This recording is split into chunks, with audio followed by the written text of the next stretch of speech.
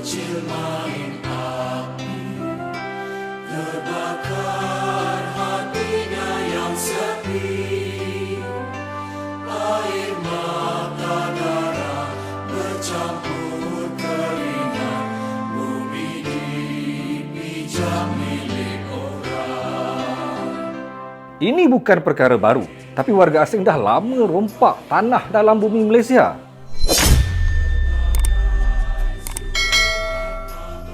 Ini bukan diskriminasi, tapi masalahnya sejak kita bagi mereka ruang dan peluang, mereka bukan sekadar menguasai sektor ekonomi, malah mereka juga telah berjaya menakluk, menawan, menjajah banyak lokasi dalam negara. Dan ini menyebabkan orang kita seperti menumpang di tanah air sendiri. Mereka ada tanah, mereka ada rumah, tapi kita berputih mata. Pengalaman saya dalam unit khas berita harian membongkar pelbagai isu-isu melibatkan warga asing. Saya dapat lihat memang jelas, memang clear, memang diorang ni telah berjaya menakluki, menawan, memiliki banyak lokasi dalam Malaysia.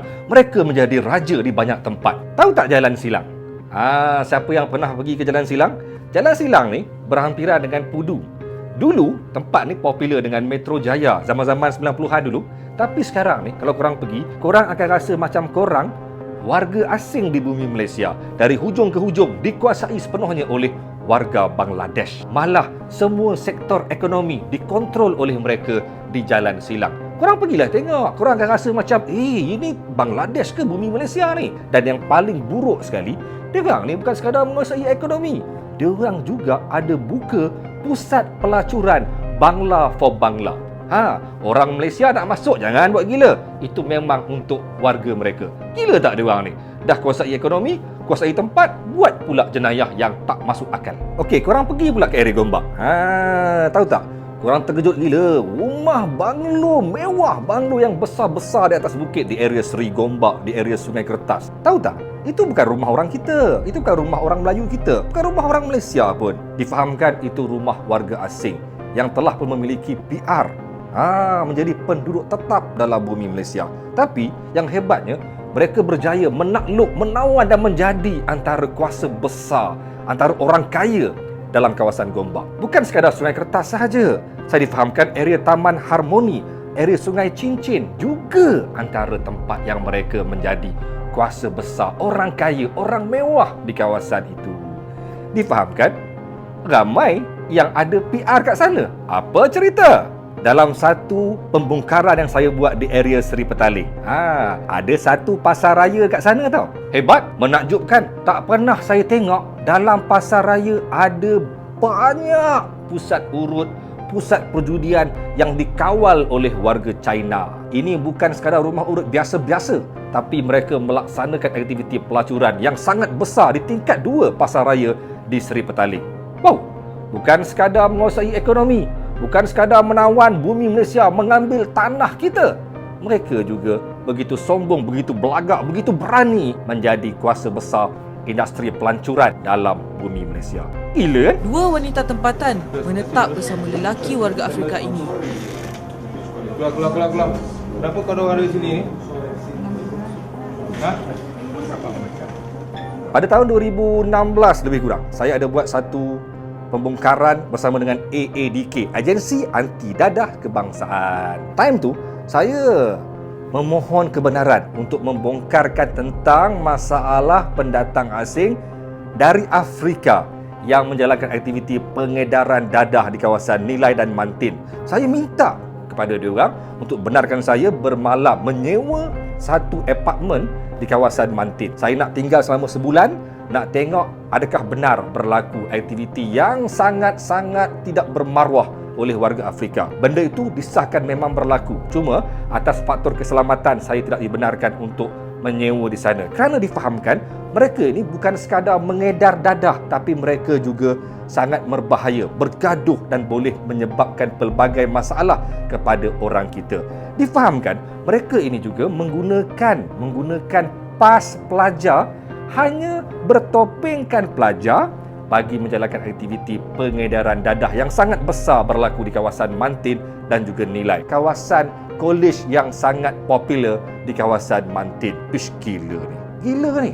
Kalau kita biar, ranak Malaysia. Semua orang dah mula bising pasal isu Rohingya kan. Yelah, Rohingya sekarang ni dah jadi macam satu bahan topik utama, terutama dalam tempoh PKP ni. Tapi ada pula NGO yang mempertahankan diorang. Nak pertahankan buat apa? Sebab diorang ni sekarang ni dah menguasai banyak tempat. Antara tempat yang mereka kuasai seperti Selayang, Gombak, Balakong dan Ceras. Malah saya difahamkan banyak lagi tempat yang ada orang Rohingya. Di mana ada peluang, di situ ada mereka. Mereka menggunakan kad UNHCR sebagai pelarian untuk membolehkan mereka tinggal di bumi Malaysia. Dan baru-baru ini ada orang bongkarkan tentang aktiviti mereka berniaga di tepi jalan secara sembrono, secara bebas, tanpa berisau langsung dengan tindakan pihak penguat kuasa. Hebat diorang ni kan? Berani kan? Umpama perumahan setinggan di Mexico. Begitu sekali perumpamaan yang dapat diberikan kepada penempatan haram di Bukit Malut Langkawi. Kecoh sekarang ni pasal isu Bukit Malut ni. Manakan tidak, kan? Dulu dikatakan ada 800 rumah haram dibina di Bukit Malut yang melibatkan ribuan orang warga asing. Tapi sekarang ni, baru-baru ini Berita Harian membongkarkan ada 1000 rumah haram dibina di Bukit Malut yang melibatkan 10,000 penduduk warga asing. Tapi yang peliknya, ada sumber mengatakan mereka ni sudah ada sebahagiannya memiliki my card, boleh mengundi. Bahaya ni. Dan sekarang ni mereka boleh menentukan siapa pemimpin negara. Korang nak ke sampai satu hari nanti mereka menjadi YB di tempat korang? Time tu baru korang berakal. Hilang tanah, hilang maruah, hilang kuasa. Masalah kepada semua isu warga asing ni ialah, antaranya ialah kerana ada kuasa-kuasa ghaib. Ada orang yang menggunakan kuasa mereka untuk melindungi warga asing. Iya ke ni? Iya ke ni? Tapi difahamkan iya. Kalau betul, rosak. Inilah dia perosak negara. Hello! Sampai bila kita nak biar, nak tengok, nak melangut, tengok bumi kita ni terus ditakluki warga asing?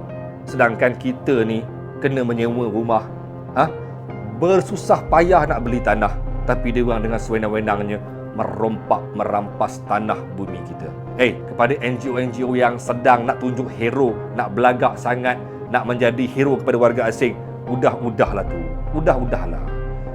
Korang ni orang Malaysia. Sepatutnya korang ni mempertahankan bumi Malaysia, bukan sibuk mempertahankan warga asing. Jangan sibuk bercakap pasal isu hak kemanusiaan, sedangkan korang kena faham, kami juga nak hak kami sebagai rakyat Malaysia.